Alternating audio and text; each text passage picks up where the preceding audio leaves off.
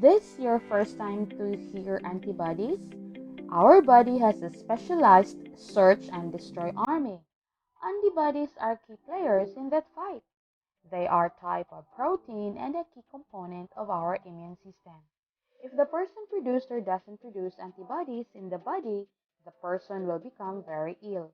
So where do antibodies come from? Antibodies circulate in the bloodstream and can appear anywhere throughout the body. Their function is to recognize bad agents called antigens and intrigue chemical reactions in the body to remove the antigens. Antigens are foreign substances that are capable of immune response. They can be virus, fungi, bacteria, and some non-living substances, such as toxins, chemicals, and foreign particles. They can even be dust, pollen, or certain foods that can cause allergic reactions. Antibodies are produced in the immune system in response to the presence of antigens. So what do antibodies look like? Antibody is also known as immunoglobulin. They are general Y-shaped protein consists of 4 polypeptides, 2 identical light chains, and 2 identical heavy chains.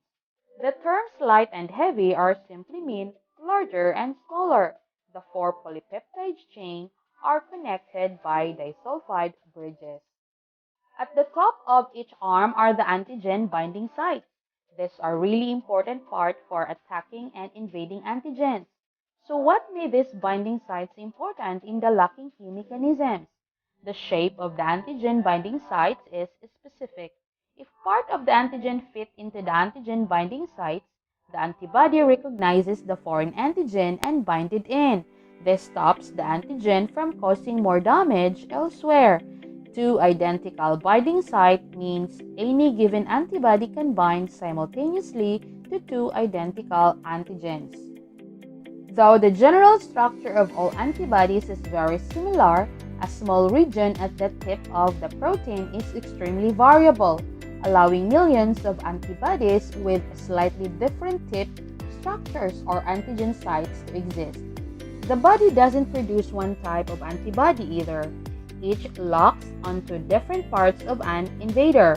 When an antibody stops and prevents antigens from infecting cells, it is called neutralizing. Antibodies, which are also called immunoglobulins, all have the same basic shape and have 5 variations. Each variation looks slightly different and plays slightly different roles in the immune system. Antibodies have become the basis for some of the most useful medicines. That's why antibodies are cloned in the laboratories.